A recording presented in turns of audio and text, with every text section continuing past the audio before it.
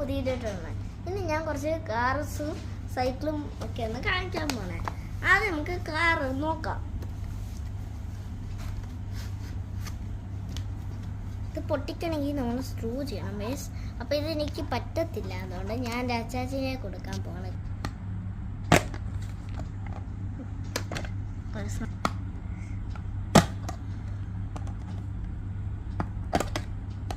Guys ഇപ്പം നമുക്ക് car നോക്കാം ഗൈസ്. എന്നൊക്കെ ഉണ്ട്, എന്തായാലും കുഴപ്പമില്ല.